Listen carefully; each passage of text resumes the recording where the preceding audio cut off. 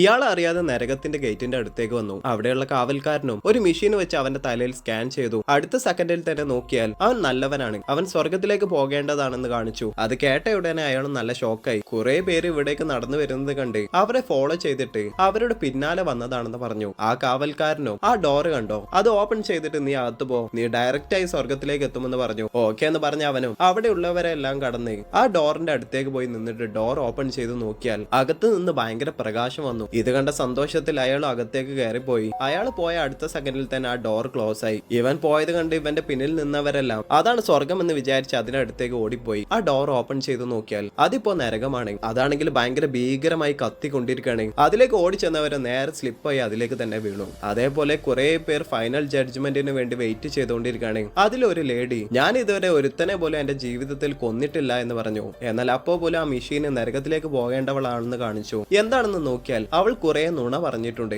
അവൾ പറഞ്ഞ നുണ കൊണ്ട് 50 പേരാണ് മരിച്ചു പോയിട്ടുള്ളത്. അതുകൊണ്ട് അവൾക്ക് നരകത്തിൽ എന്താണ് ശിക്ഷ കൊടുത്തതെന്നാൽ ഓരോരുത്തർ മരിച്ചതിനും അവളുടെ നാവ് 1 സെന്റിമീറ്റർ കട്ട് ചെയ്യും. നാവ് 55 സെന്റിമീറ്റർ ഇങ്ങനെ വളർന്നു കൊണ്ടേയിരിക്കുകയാണ്. അതേപോലെ തൊട്ടടുത്ത് വേറെ ഒരുത്തനും, അവൻ ടെലികോം സ്കാമർ ആണ്. അവൻ ഇതുവരെ എത്രയൊക്കെ പണം പറ്റിച്ചിട്ടുണ്ടോ അതേപോലെ അവൻക്കും ശിക്ഷ കിട്ടി.